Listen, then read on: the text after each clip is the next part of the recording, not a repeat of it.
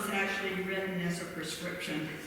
So in 1868, a pharmacist named Sanford Fillmore Bennett was filling a prescription at his drugstore in Elkhorn, Wisconsin, when his friend Joseph Webster entered the store. Sanford knew his friend Joseph so well that he immediately could tell that he was melancholy. Sanford had found that he could get him out of his depression by giving him a song to work on. When Sanford asked him what was the matter, Joseph replied, "It's no matter, it will be all right by and by." The idea of a song came to Sanford in a flash, and he sat down at his desk and began writing the hymn as fast as he could write. He handed the words to Webster and said, "Here's your prescription, Joe. I hope it works." Joseph's eyes brightened, and he began to jot down some notes. In the meanwhile, 2 other patients came into the store and warmed their hands while waiting on Sanford. Joseph told the others he thought they would make a good quartet, and he picked up his fiddle, and they began to sing the song. While singing the song, another customer walked in and said, "Gentlemen, I've never heard that song before, but it is immortal." He was right. For over 100 years, we have been singing a song that was written in less than 30 minutes in a drugstore. Wow, that's all right.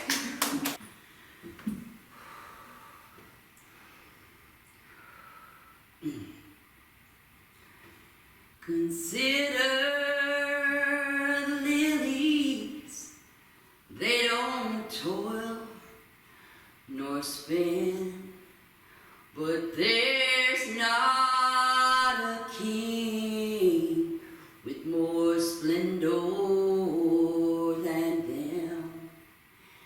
Consider the sparrows, they can't plant nor sow, but they're fed by the Master who watches them grow.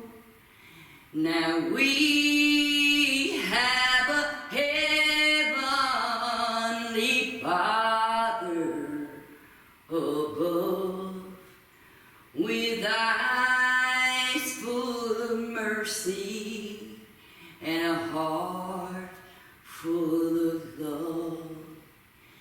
He really cares when your head is bowed low. Consider the lilies, and then you will know. May I introduce you to this friend of mine who hangs out the stars and tells the sun when to shine. He kisses flowers each morning with dew, but he's never too busy to care about you. And we have a heavenly Father above, with his eyes full of mercy and a heart so full of love. He really cares when your head is bowed low.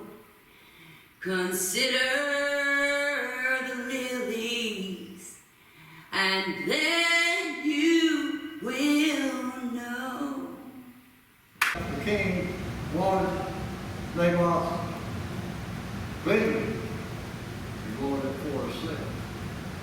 And he said, he made his offer, I'll give you another vineyard just as good, which was probably a lie. Because, Naboth had worked this, his family had worked this vineyard for years, and, it was producing a wealth for him. I don't know what he had in mind of giving him another vineyard that was just as good. He also offered him money for his vineyard. Naboth said, will not sell it. I'm not selling out what God has given me. And so Ahab, already rejected by God, so to speak, went home like a little baby boy, crawled in his bed, and was whining because Naboth wouldn't sell to him. But he would not sell out to the king what God had given him. And I want you to know God has given us a vineyard also. And it's a vineyard with hope. It's a vineyard with salvation. It's a vineyard with all these things. And a lot of people today want us to sell out and just give it all away. They promise all kinds of things. Oh, you'll be a lot happier over here in this place, or you'll be a lot more happy over here in this place. Hey, we got to stand like Naboth stood.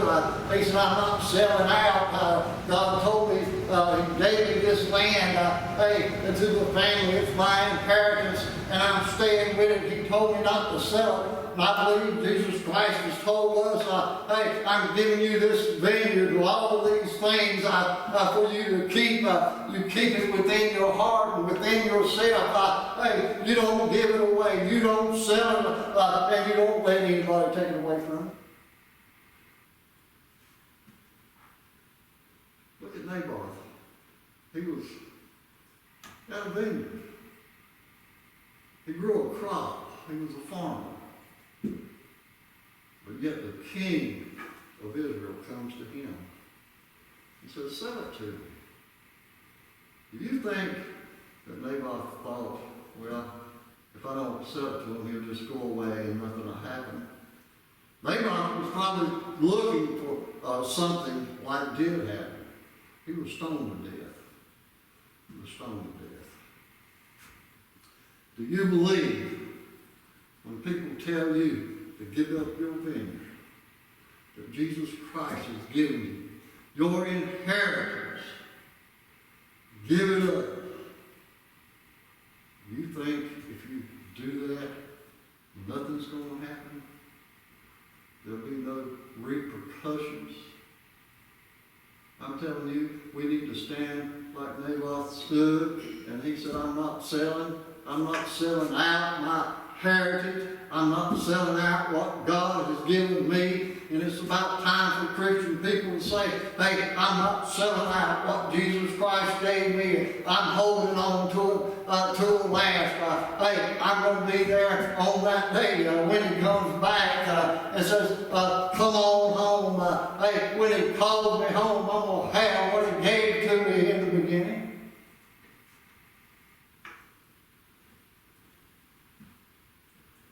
Naboth said, no, I'll not sell out.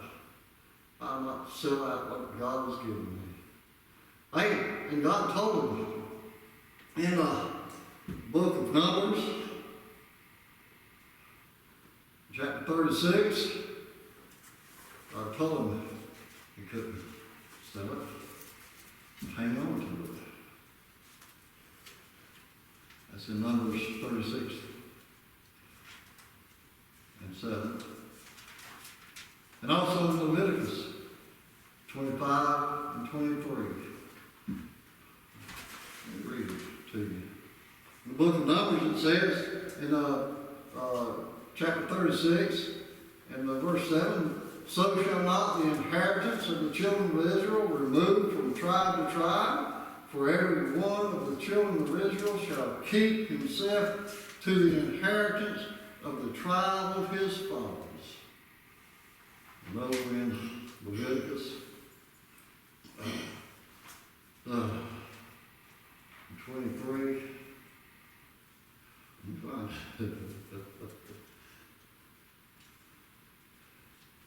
Leviticus 23. This is chapter 25, verse 23. The land shall not be sold forever, for the land is mine, for ye are strangers and sojourners with me. Hey, God said that land was His. Hey, I'm just letting you use it. like we're on this journey. Hey, and I believe Jesus Christ has given us a vineyard of our own. Hey, but He owns it. He put it in our care. How can we sell it? How can we trade it off for something else? I believe we need to hang on to it with all we got. Until that day, until the day that Jesus Christ comes to take us home. We need to hang on to everything that He's given us in the vineyard.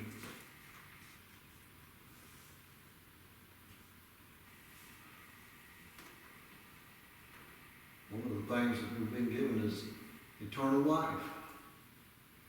That's the part of the vineyard that we have, is eternal life. And a lot of people today and for past years have been trying to take that away from us.